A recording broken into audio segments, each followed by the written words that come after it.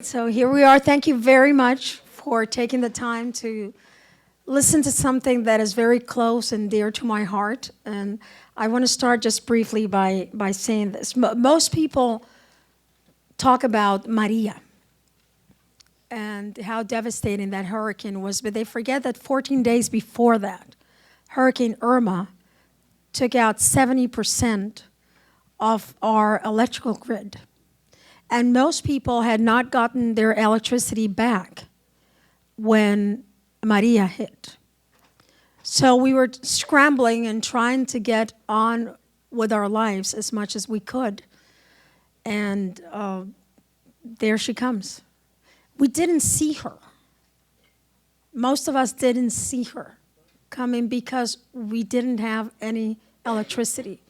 So we saw her a few weeks later, and we saw what she did and devastated. The one thing that a hurricane tells you about climate change is that it is real.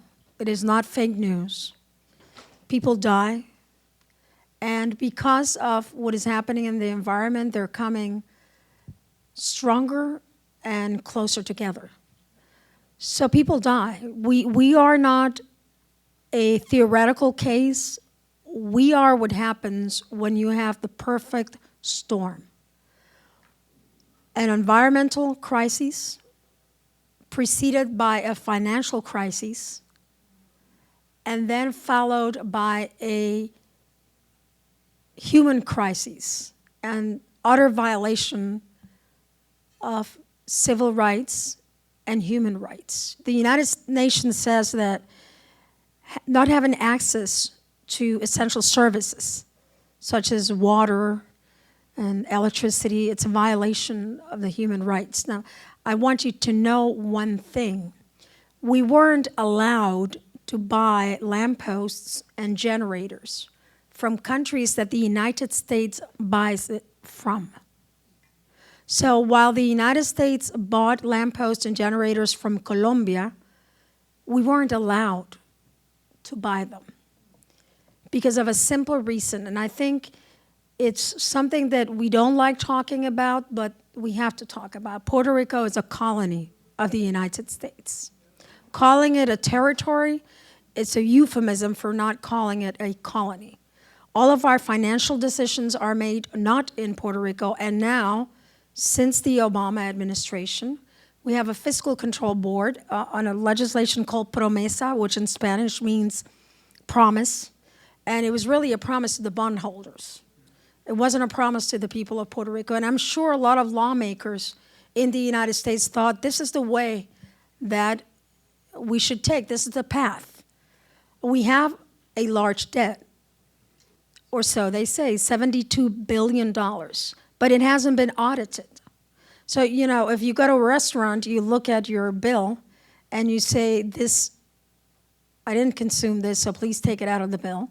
Or if you're very honest, as we should all be, there's only one way to be, is very honest. You say, look, I didn't get charged for this that I consumed.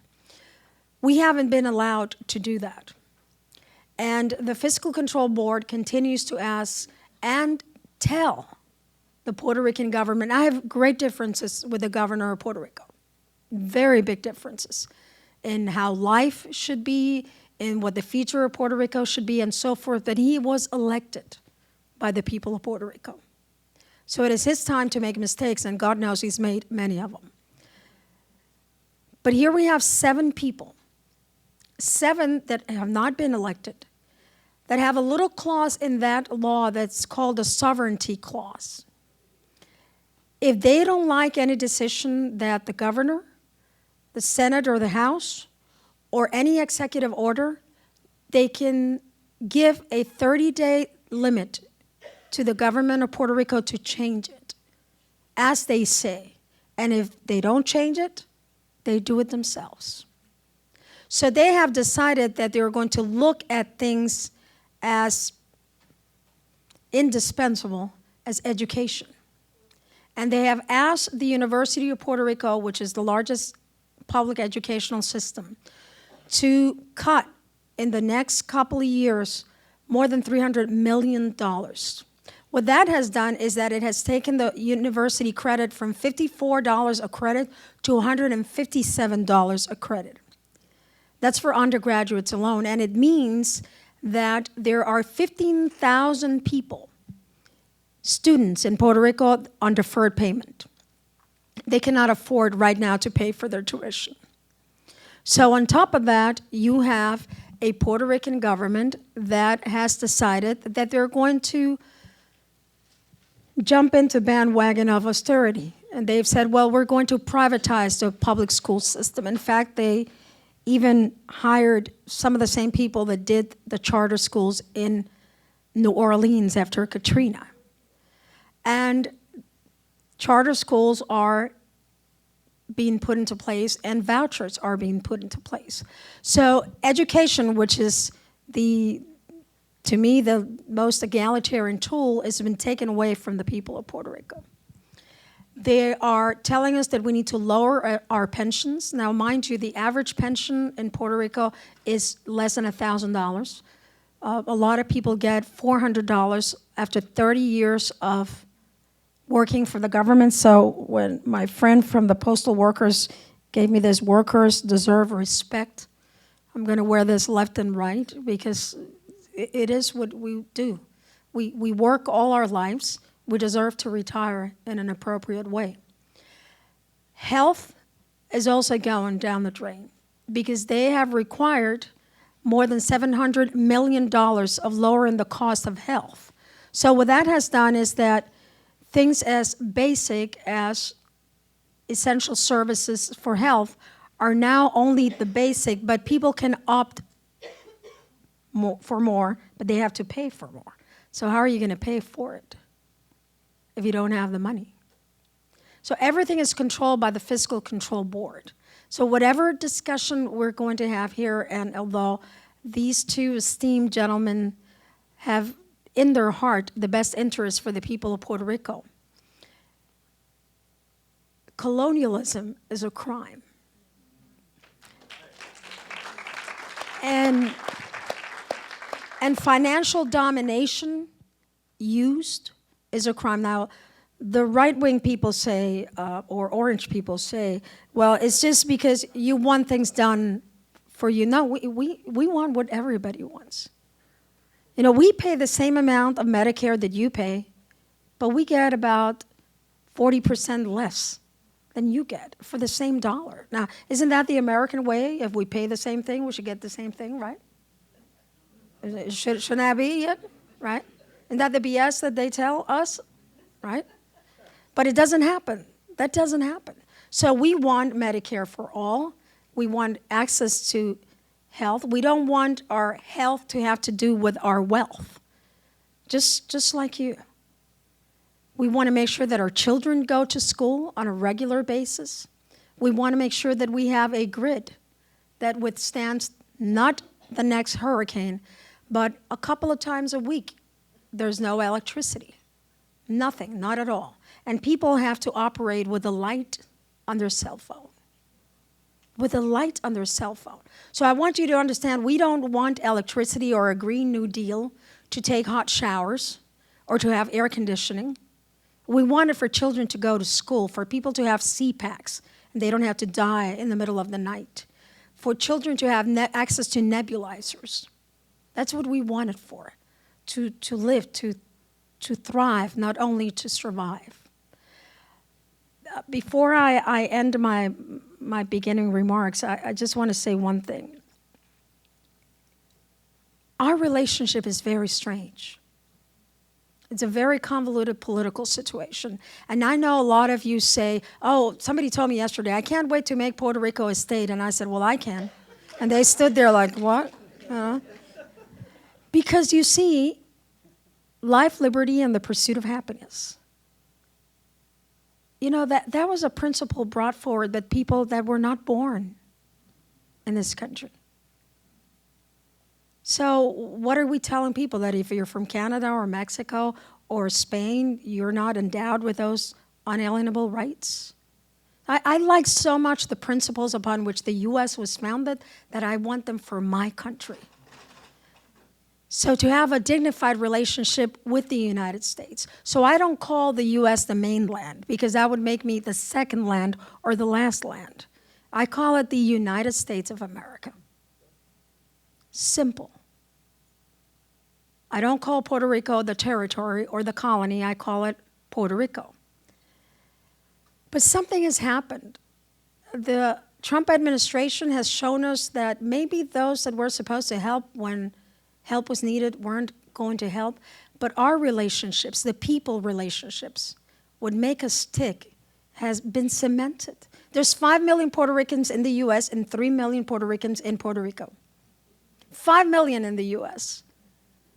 You know, it's nurses took care of us. They tended to our wounds. They gave us food and water. Unions from the AFL-CIO, 327 workers, left their homes and went down to care for us, to tell the world what the real spirit of this country is about. It isn't about division. It is about unity.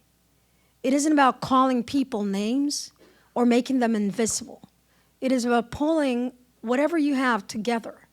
And for that, I will forever be grateful. So all I ask is for a true process of self-determination. And let's have everything down and square, because they tell people in Puerto Rico, well, you know, you can have statehood, but Spanish will be our official language, and you will continue to have your Olympic team. Really? Can you see Texas having their own Olympic team? No, that's not going to happen. And then they said millions and millions of dollars will come. Well, that's not what we want. You don't want to live off of the government. We want to provide for those that cannot provide for themselves. And if it's independence that people want, then how is the transition going to take place? And if it's free association, like what I want, which is a compact amongst two countries where everybody knows what the responsibility is and what they put on the table. But let's just know what the rules are, what they are. Let's come to an agreement and let the people decide. And whatever the people of Puerto Rico decide, then let's move forward and do it. It is very complicated. My daughter was born in Pittsburgh, Pennsylvania. I studied at Boston University, my undergrad, and got my master's at Carnegie Mellon University. I am probably too American to live in Puerto Rico and too Puerto Rican to live in the United States. But one thing is for sure, our bond and this progressive agenda that we've all been so privileged to talk about here is something that we can take all over the world. This is a seed that has been planted that can go to every corner. So I'm so grateful, Jane and David and Bernie, because Bernie Sanders was one of the few, if not the only person, that came down, and I tell you this and I get all choked up, and walked amongst us and didn't go to a place with a lot of security. He had no security. He walked amongst us and he saw our pain and he felt it and he touched the children from El Caño Martín Peña that, you know, on a regular day when it rains, they play over water with human excrement. Today, 26,000 families are living without a sewer system. It's a big problem. Some of it, it's our doing. Some of it is our doing. We have to own up to that. That is the truth. But he was one of the few that just walked and said, what can I do from your point of view? He didn't pretend to know it all. He didn't pretend to tell us what we needed. He listened to everybody from every walk of life. Every voice was important to him. And for that, I will, as a mayor, but as a human, forever be grateful. And that's what we need, to talk to one another, even if we don't understand each other. There are people at home criticizing me because I'm here today. Well, where else would I be except amongst people that want the same thing and that know that this is the fight that has to be led? So with that, one of the things that I'm very happy that is included in the Green New Deal is an appropriate grid for Puerto Rico. We're fossil fuel addicted. We need to be fossil fuel weaned. People have learned the value of solar power in the last year. They've learned that nobody takes it away from you. 322 days out of 365 days in Puerto Rico, we get enough sun. We are an island surrounded by water, lots and lots of water, ocean water. That's a quote from the President of the United States. And we're so glad because we didn't know that until he said it. Oh. But one of the things, and yes, our grid system was not in the best place. We have an exhausted old grid system. And one thing the taxpayers in the US have to know is you've paid for the transmission part of that system to almost be totally renewed, and now the governor of Puerto Rico is going to sell that to a private entity. So you paid for a private entity, and I'm totally against it. So I'll do the best I can, and we'll plan. What is it that Nina said last night? You have to protest, you have to plan, and you have to persevere to ensure that that doesn't happen, because I'm afraid that once it happens, it will be very difficult to redirect. So I'm going to see if I say your name right, Bob. Bob Pollin, professor in University of Massachusetts Amherst, has done some pretty intense work.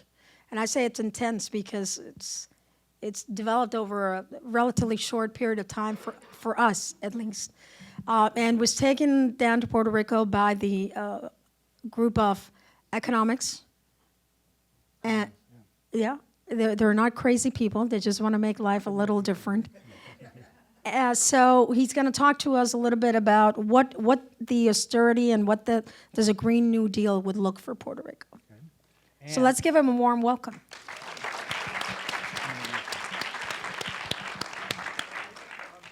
Thank you, Madam Mayor. And I will, first of all, say I have no special expertise on Puerto Rico whatsoever. So I am very honored to be on the panel with people that do.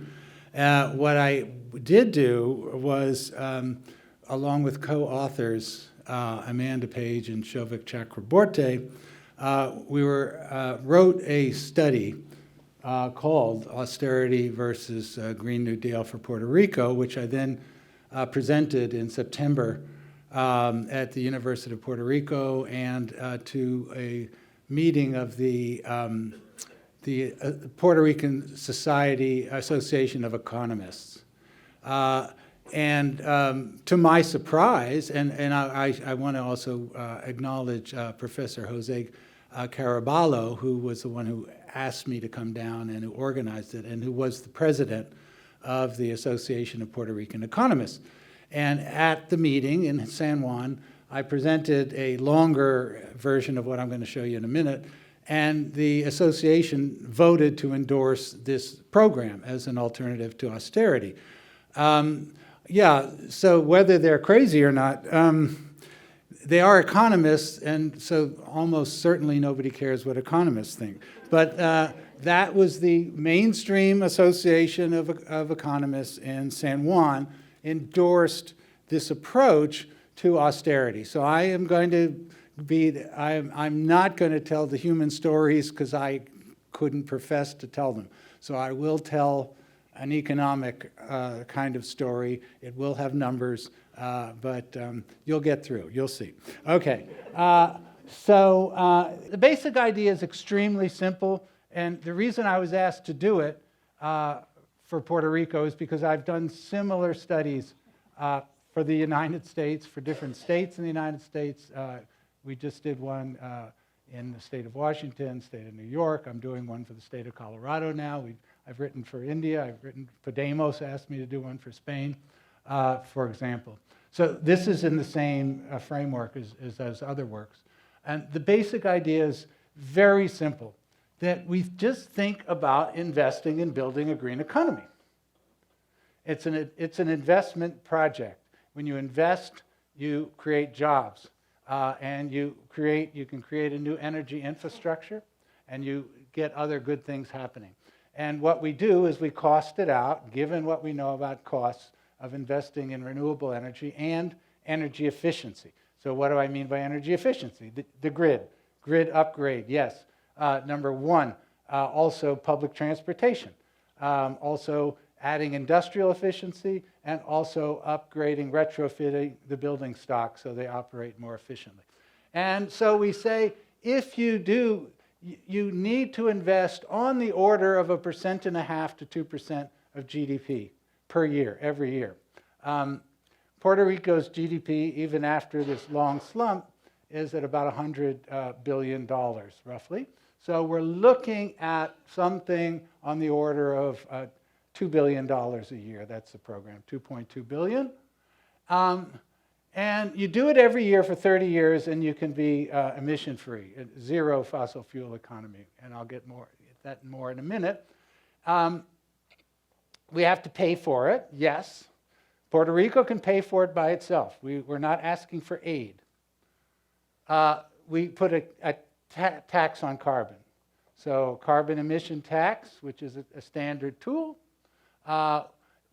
which starts in 2020 and escalates through 2050, and Puerto Rico becomes a 100% renewable economy in 30 years.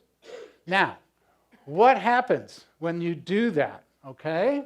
Number one, as I'm going to show you in a bit more detail, it will dramatically reduce energy costs throughout Puerto Rico. Dramatically. Energy is 100% imported in Puerto Rico. It's mostly generated by diesel, and it's extremely expensive and dirty.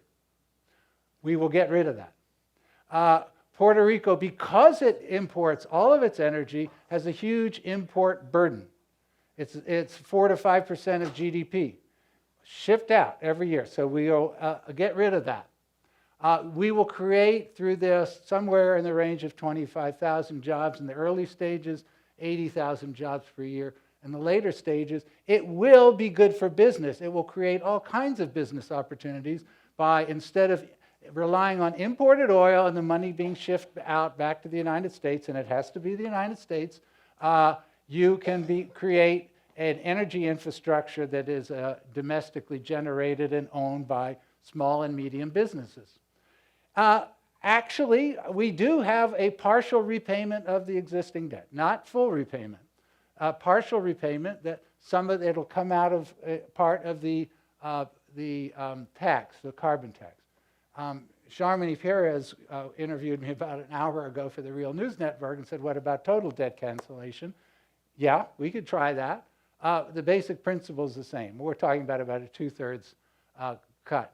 Now, then, I say this is a Green New Deal, and I haven't mentioned in the list climate change. So let's hold off on that for a second. Okay, now that's basically it. So if you can follow that, everything else is just details. But let's first kind of say where Puerto Rico is.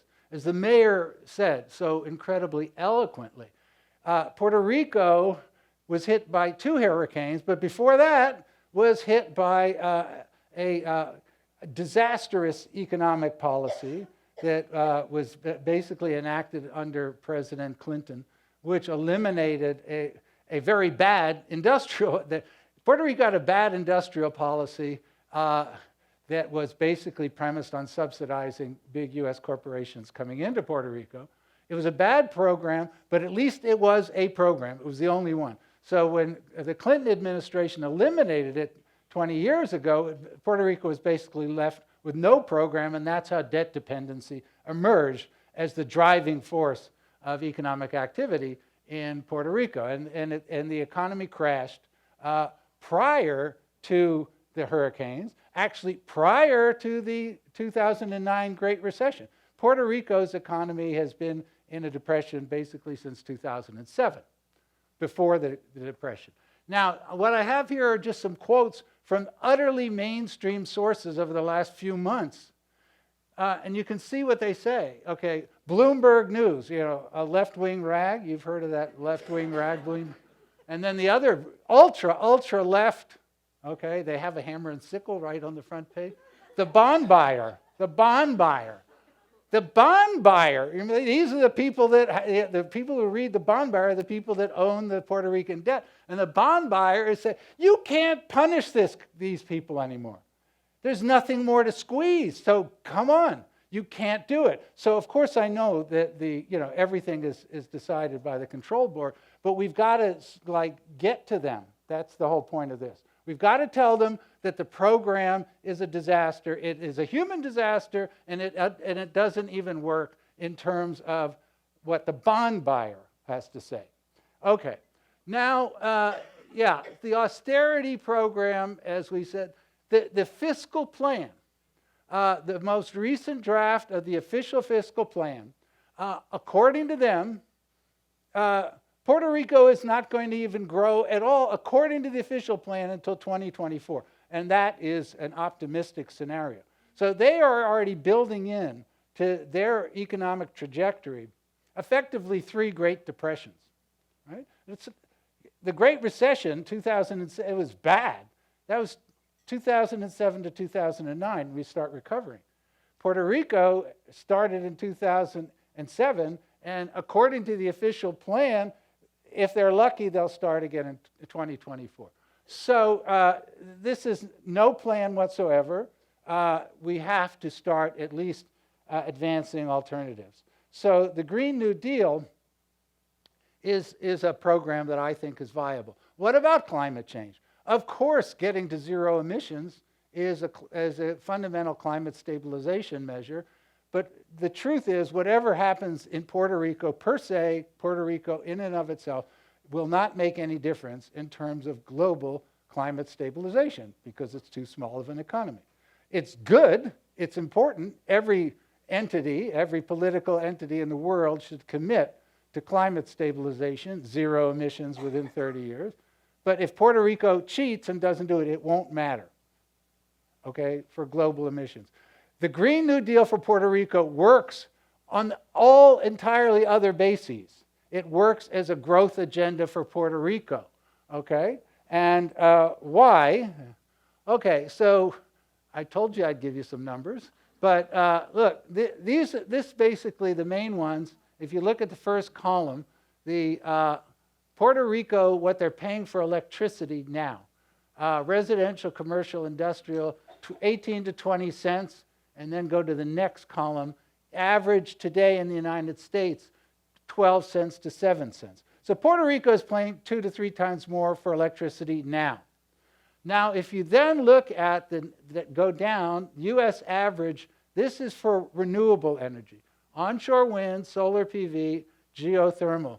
And these numbers come from another ultra left-wing agency, which is the U.S. Energy Department, under President Donald Trump. So this is Donald Trump's energy agency's own official numbers as to the costs per kilowatt hour of electricity using renewable energy as of 2022. So just to compare, so residents in Puerto Rico now pay 20 cents per kilowatt hour. What they would pay for onshore wind is 5 cents, 5.6 cents. So 4 times more they're paying than what they could get from solar. So the opportunity is massive. Even without talking about climate stabilization, the opportunity is massive to deliver major gains in living standards by delivering reliable, cheap, renewable energy in the island. Secondly, with respect to import dependency, you see, just look at the last column, energy imports as a share of GDP. It does range, but basically on average it's 4 to 5, 6% of GDP every year shipped out. And what we are going to talk about is the prospect of eliminating 6% of GDP shipped out of the country to buy expensive, dirty, fossil fuel energy, which is what they're doing. And then finally, again, as the mayor said, the grid was destroyed. So we've got to rebuild the grid. We've got to rebuild it anyway. So as long as you're going to rebuild the grid, rebuild it on the basis of a renewable energy foundation and create a grid that is compatible with efficiently generating and transmitting renewable energy. As if you remember, Jeff Sachs mentioned that on his session yesterday with respect to China, rebuilding their grid on a foundation of renewable energy, and this is exactly what we're talking about here. Now, I'm giving you these job numbers just so you know I didn't make them up. Basically, we have two sources of job creation. This first source is the investments in energy efficiency and renewable energy. And so we go at 1.5% of GDP per year. So that is going to create, according to our estimates, again, using official government data, between 18 and 24,000 jobs per year, every year, okay, to rebuild this. And because Puerto Rico imports all of its energy, there will be no job losses from the production of fossil fuel energy because there is no fossil fuel energy being produced in the island. So that was an easy one. Energy import substitution, again, this can only happen step by step over this 30-year process from 2020 to 2050.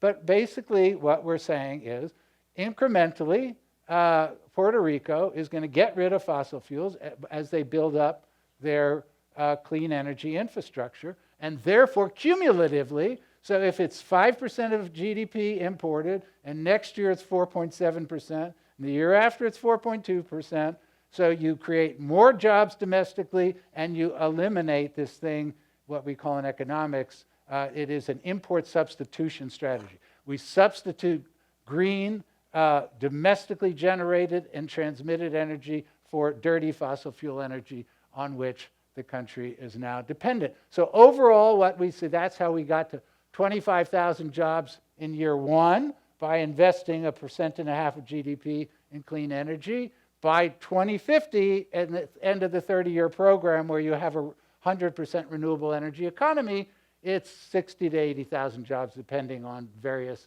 estimates in the technique. And what are the policies? As I said, we start with the carbon tax. The carbon tax at $25 per ton in year one, 2020, going up by 2049 to $150. If you have a $25 per ton carbon tax, that translates to about a 25-cent increase, let's say, at a gas pump. So it's something.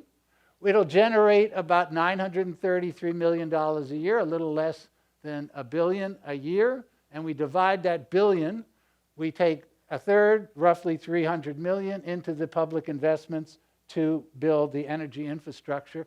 And yes, subsidizing private investments so we can get small and medium businesses engaged in building Puerto Rico's green economy.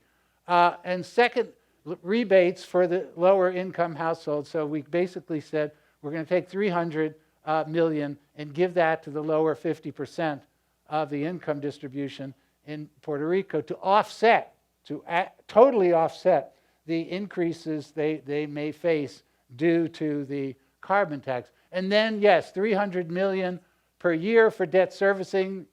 You can argue some other number, but that would be something like a 60 to 70% haircut. That would mean that the bondholders get 30 cents on the dollar, not 100 cents on the dollar. And we've got to say something about the bondholders. The people that own the bonds now are basically hedge funds and so-called vulture funds. That's the actual term. They are vulture funds, and what are these people? They actually look around for very high-risk financial assets, and because they know they can buy them cheaply. They can, let's say $1,000 bond, they can buy them for $300 because they're very high risk. And if they are successful through the control board, this is how they make a ton of money. They buy them for $300, $1,000 bond. They squeeze Puerto Rico. They squeeze it, and they say, by the way, you owe us $1,000. You can't pay us $300. You owe us $1,000. And the control board reinforces that. That's what they're counting out. Now, the premise is that they know it's high risk. That's how they could buy it for $300. So they should get their 300. Okay, I'm saying give them their 300, but not 1,000. So that's basically it. That's the program. And the overall conclusion is the Green New Deal is a policy that actually is a serious alternative for Puerto Rico. And even the $300 million a year in debt servicing is generated on the basis of a growth agenda, on the basis of a green agenda, as opposed to squeezing, as we are seeing now, experiencing now, as the people of Puerto Rico are suffering now under the existing austerity agenda. Okay, thank you.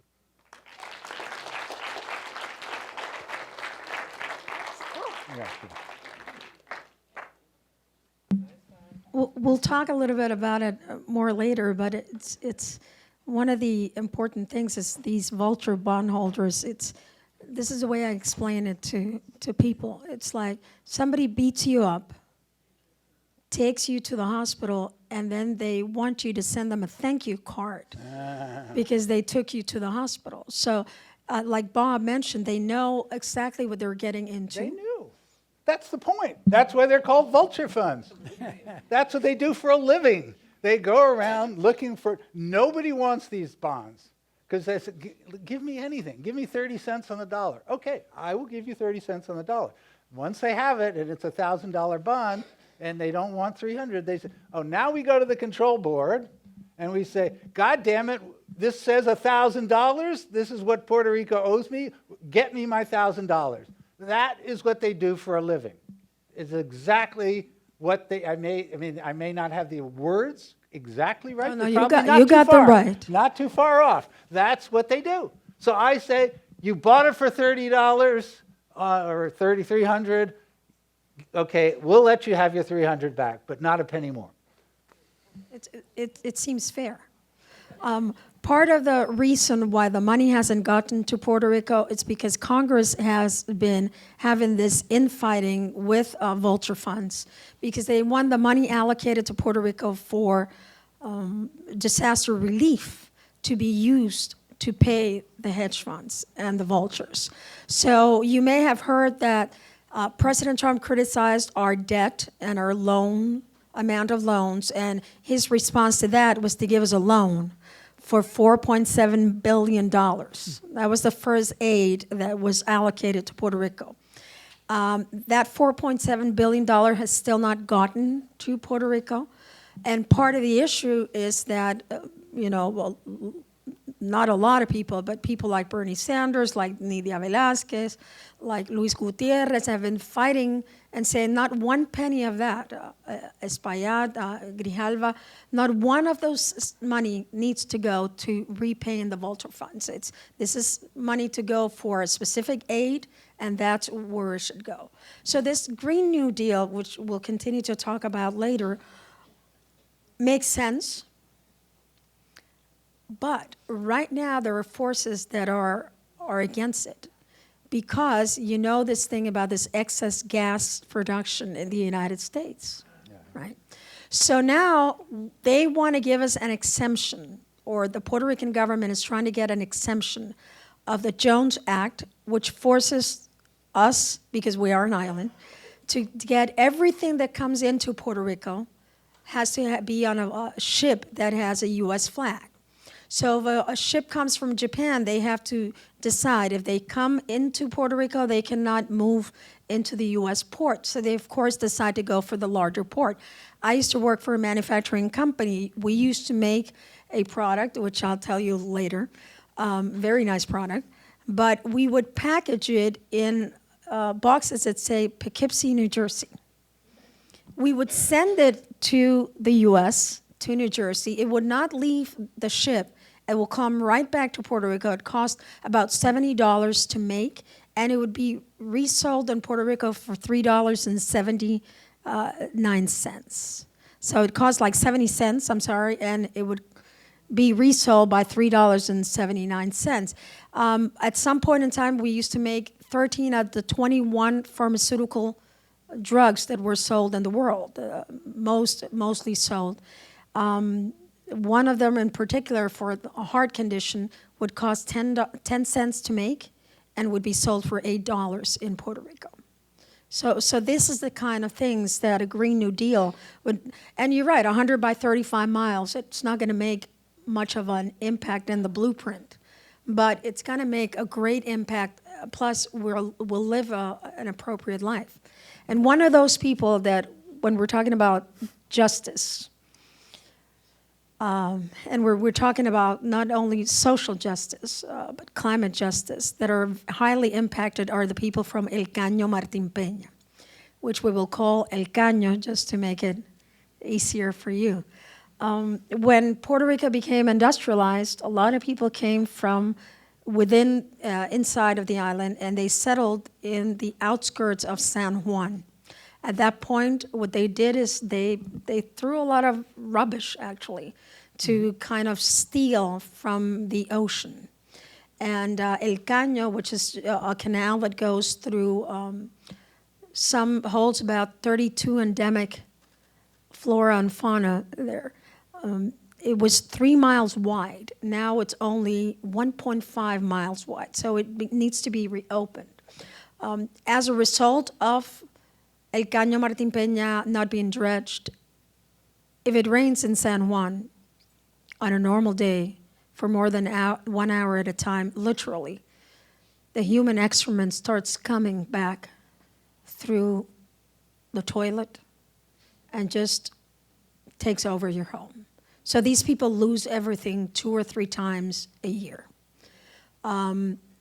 They will have one of the highest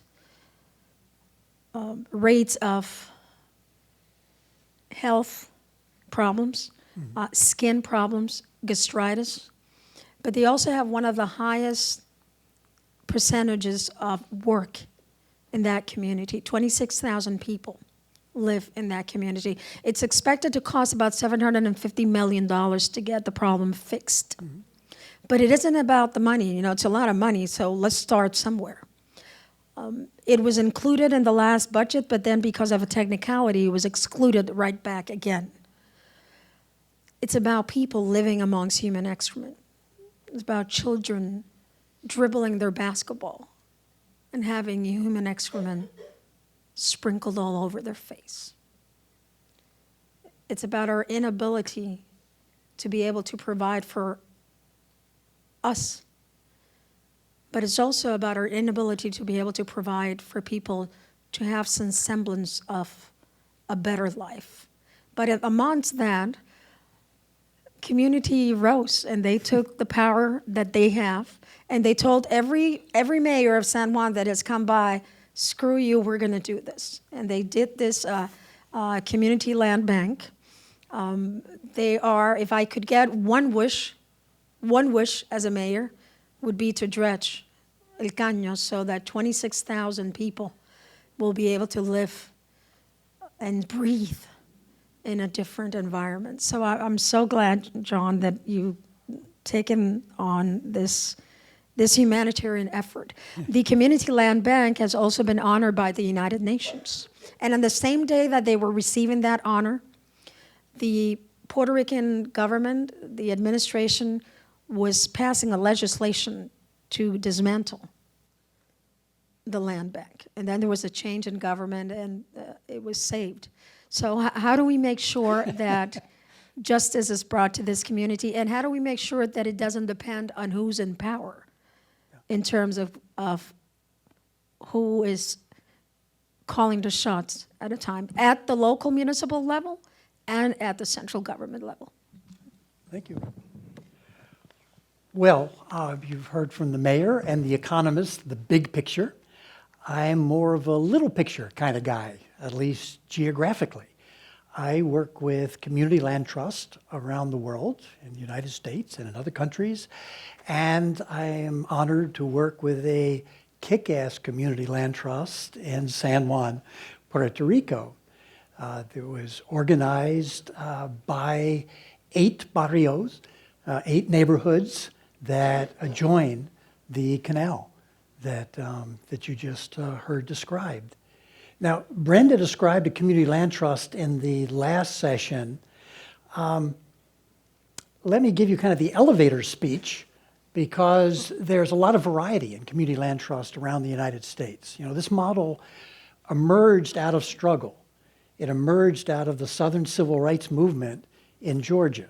And the first community land trust was created in Southwest Georgia in 1969 by leaders of the civil rights movement, civil rights struggle in Georgia at the time, including John Lewis, C.B. King, Shirley Sherrod, and her husband Charles.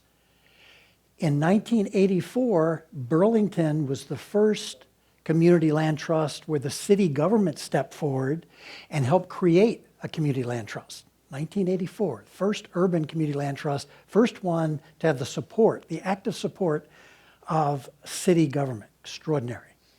Today, there are over 250 community land trusts in the United States, including the one in Puerto Rico. It's also, the model now has jumped across the ocean from that tiny seed in Southwest Georgia, new communities incorporated. There are 200 community land trusts in England. There are 3 in Belgium. There are a couple dozen now in Canada getting started, and fledgling CLT movements in Australia and in France. A lot of variety in the model and how it's applied, how it's structured. This is not a Kentucky Fried Chicken franchise where every CLT looks exactly alike. But the short description, and I think the common element that most CLTs would subscribe to, is that they are committed to community-led development of permanently affordable housing on community-owned land. That's the elevator speech for what a CLT is and does. Now, most CLTs to date have been started. Most of the CLT development around the world is happening in the global north, but largely because of the community land trust that's been created in the Caño Martin Peña neighborhood. It's now started to jump into the global south because of the example, the inspiration of the Caño CLT. Those folks have been going out and doing training, and people have been coming to Puerto Rico to learn about their efforts. Like the CLT here in Burlington that won the World Habitat Award in 2008, the Caño CLT won the same award in 2016. And that meant that people from around the world came to the Caño to see what they're about and what they're doing. And folks from the Caño have been going out and doing trainings in other countries, in Latin America, in Ecuador, in Mexico, in Argentina, in Brazil. Community activists in the favelas of Rio de Janeiro have been looking to the Caño to see what they can learn and whether there are lessons to be applied to the informal settlements there, the favelas in Brazil. So let me tell you just a little bit about this, this CLT. The mayor has given you an idea, a flavor of the neighborhoods themselves. But the area along the canal was settled over about a 70-year period. 26,000 people settled there along the canal, along this polluted tidal channel. And most of them settled on land they didn't own, right? It was actually owned, most of the land was owned by the Commonwealth. They were squatters. Some of them owned the land, but most did not. And this was an informal settlement that built up over 70 years. And when people talk about squatter communities, informal settlements, they think, shacks, temporary shelter. But, we're in like a second, sometimes third generation of folks who have lived in the Caño, and some of those houses are built on cinder block foundations, right? There's very little infrastructure, constant flooding, but people live there, right? And in 2004, the people in those communities came together and created a community land trust. And they created it after a series, an intensive series of conversations with the people in the neighborhoods. They had something like 700 listening sessions over a 2-year period. And people said, we want to control the land. So the purpose of the Caño CLT was first regularize land tenure, because most people didn't have control of the land, through common ownership of the land. Secondly, permanently affordable home ownership.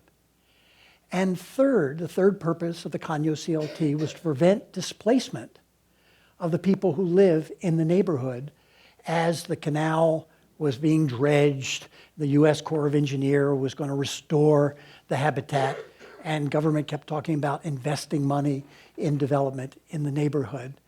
But, what happens when that kind of investment happens? Kind of back to the theme of austerity, right? I mean, what's the relevance of these kind of small neighborhood relevance to this larger theme of austerity versus the New Deal, whether it's in Puerto Rico or elsewhere?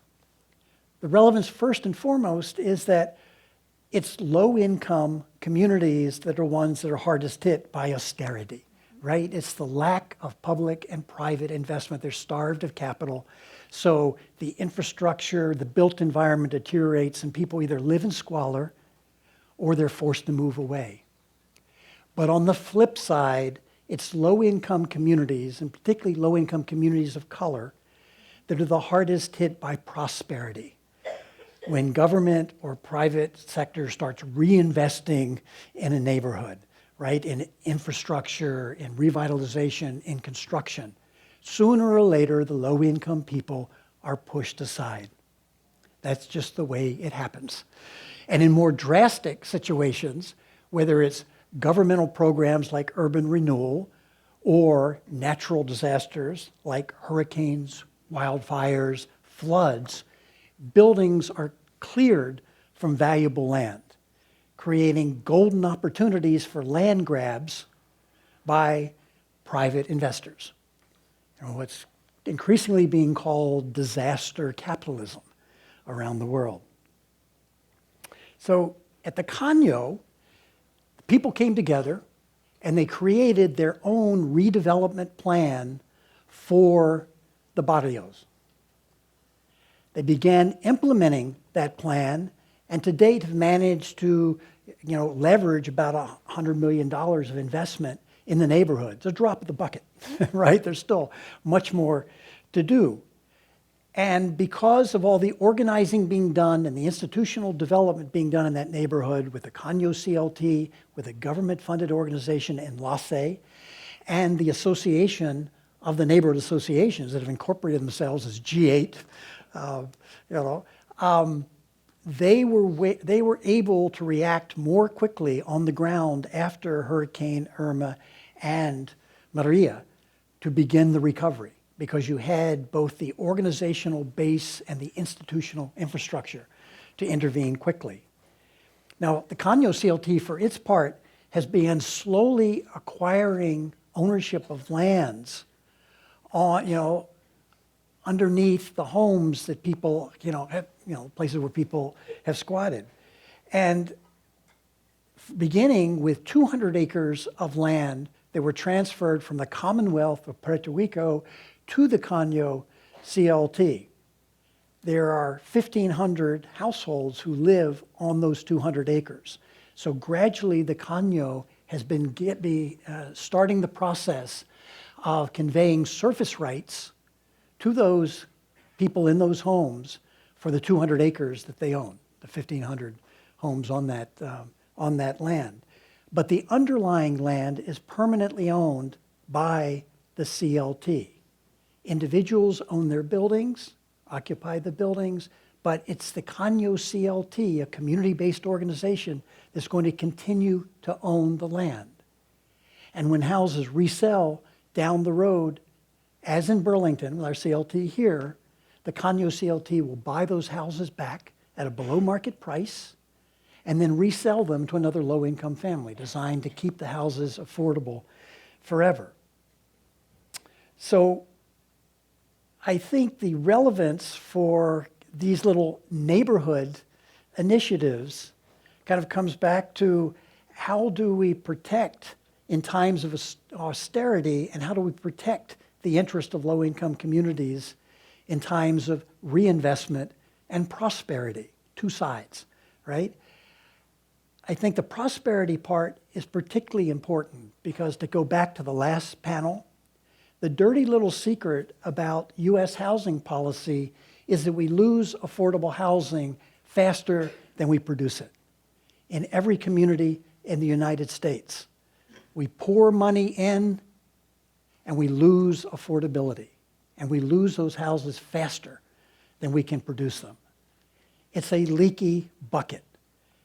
We never make any progress with a lot of our community development, our affordable housing efforts, because water doesn't rise in a leaky bucket.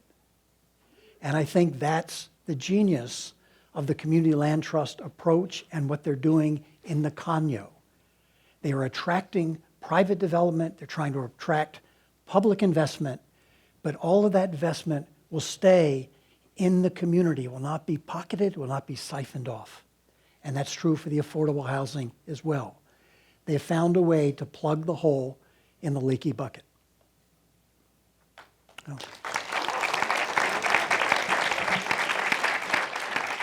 One of the things about El Caño Martín Peña, or G8, is that you have to cross a bridge. It's called Martín Peña. And as you cross that bridge, you leave behind something called the Golden Mile. The Golden Mile is where all the banks are, and where all the financial offices are, and where the fiscal control board's offices are.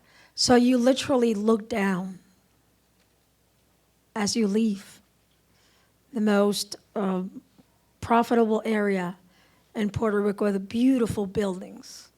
And all of a sudden you see this. And this is the area in San Juan where most of the immigrants settle, with or without the appropriate papers.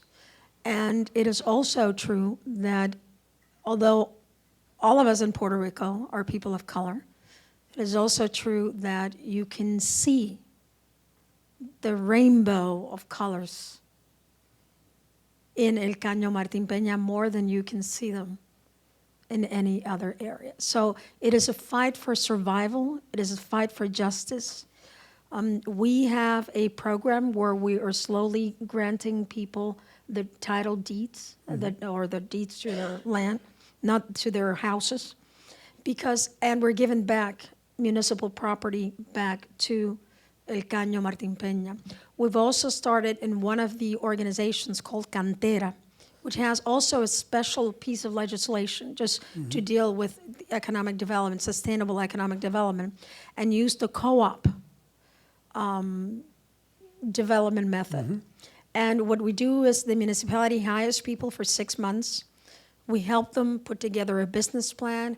We fund them, and if I'm gonna hire a very large company to do X work, I hire the smaller company to do a portion of that work. It just makes sense, but sometimes common sense is the least common of the senses when it comes to politics and public policy. So I tell you, if I had one wish, a genie came and said, one wish as a mayor, I'd say, dredged El Caño Martín Peña. And it's something that is incredible because they can withstand any change of government. It is their agenda, and they're very, very happy if they fight with the mayor, or they're happy if they have somebody that contributes to them. But that doesn't make me somebody that they don't call if they don't think I'm doing the right thing, which is exactly the way that it should be. I wanted to ask you both, from the standpoint of the grid and from the standpoint of the social development and using El Caño Martín Peña as a blueprint, what impact does the Fiscal Control Board, we call it La Junta, it's like La Junta, it's kind of like a mafia thing. What impact does the Fiscal Control Board is having or can have? I mean, I have an opinion, but I have an opinion about anything, but I want to hear yours. Well, austerity, deprivation, squeezing education, squeezing public services is felt at the local level. I mean, that's where the pain is felt. And you're right, the kind of community organizing, the kind of community development that's going on in the Caño is powerful stuff. But in the end, they're being starved of capital, right? Because they can make sure that investment is not bled away if it comes in. They can preserve the affordability of the housing if the capital is there. But if the capital is not there, if the services are not there, if the transportation grid, the electric grid is strained, they feel it. So, all of these efforts at the local level depend on outside capital. But once you get the outside capital, then they can prosper. Otherwise, they're starved.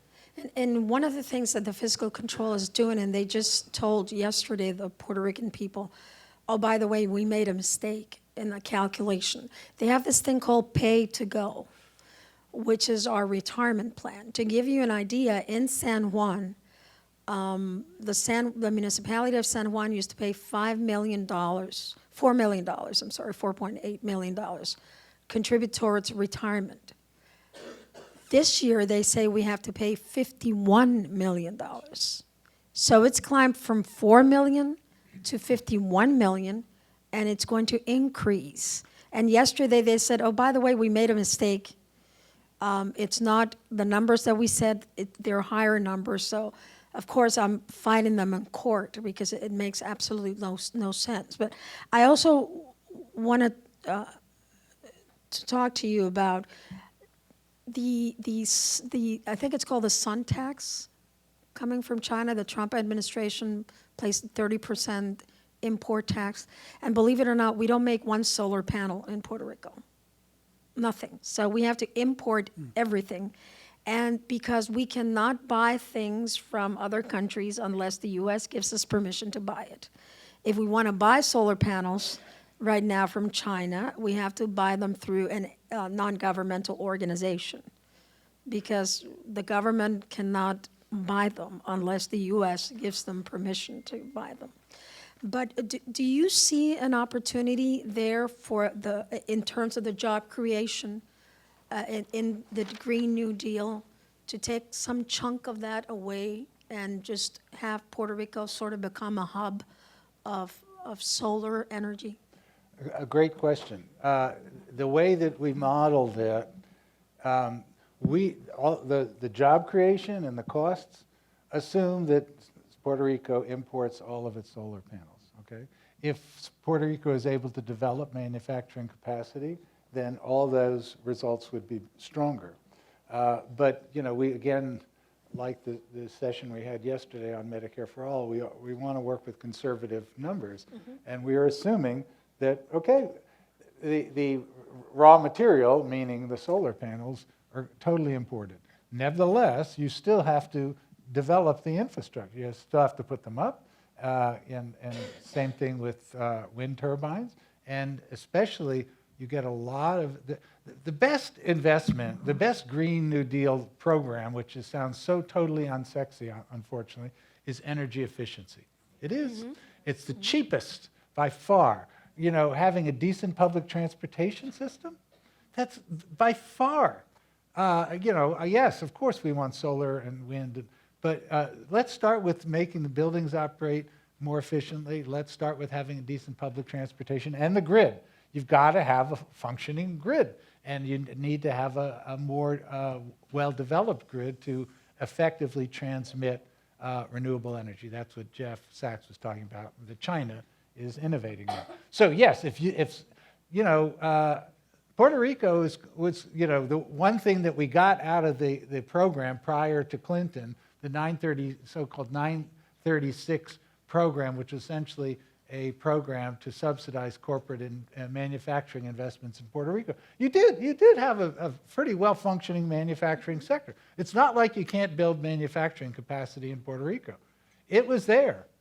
And, yes, it basically went away as soon as the subsidies went away, because the subsidies were nice and juicy. And so take them away, then the manufacturing capacity goes. So, yes, I mean, I had $300 million a year in subsidies. Now, I wasn't assuming it was manufacturing per se. I was assuming, okay, maybe it's small-scale enterprises that's importing the solar panels and then installs them, operates them, maintains them, and that's where I was showing the jobs. In addition to just the jobs of not having money shipped out in imports, but doing everything else in the economy. But if you add manufacturing and an increase in manufacturing, then those numbers are going to all look better. And I think something that you mentioned that's very important is we have the Stafford Act, which of course, creates FEMA, and the money that you get is to rebuild, it's not to transform. So if we had cables, literally, that are going from one rooftop to another, we had to rebuild and put the same cables going from one rooftop to another, which I think goes to the question of why aren't we looking at what went wrong and using the new money to redirect it into solving the problem. In San Juan, we call it looking for permanent solutions to recurring problems. It's not rocket science. It's rocket science isn't that hard either. But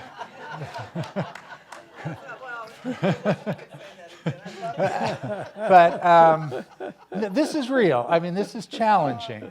So, but yeah, it's certainly doable. And the idea of we have the technologies, they are cheaper. I showed you those numbers. I was afraid, actually, when Trump came in. And if you remember, one of the first things that, what's his name, who used to be the governor of Texas, who's now the energy secretary. What's his name again? Barry. He banished the term climate change. You cannot write a memo out of the Department of Energy with the words climate change in it. So I assumed that these really valuable reports that were showing us how much it costs to install solar, wind, comparing it with fossil fuel, I just assumed that they were going to toss those out. So far they haven't. Well, maybe after they see our stuff online, then they're gonna. You didn't get rid of that yet? So it's still there. So yeah, you can put in solar, and that's even assuming imported solar panels, 5 cents per kilowatt hour. You're paying 20 cents now. So the control board should actually like that if they were rational. Now, one of the things that we do have the government's own PROMESA, and I grabbed. They actually, it's kind of buried in the study. They have a green agenda. It's kind of, it's perfunctory, but it's there. They know that's what they should do. It's not. They don't waive it, but. It's there, and it's something around which people could start to mobilize. So I was very enthusiastic, of course, when the Economics Association in Puerto Rico endorsed this plan, which, by the way, would never, ever, ever, ever have happened in the U.S. Economics Association. But they did. So it's true that nobody cares what economists think, but maybe economists working with community groups. But they care of what happens. Yes, yeah. So we've come to the end of our conversation. I want to thank you both for a basic reason, for the amount of respect that you have shown in approaching the subject. It's not always very easy to see things from a different perspective. And both of you just, it isn't about just Puerto Rico.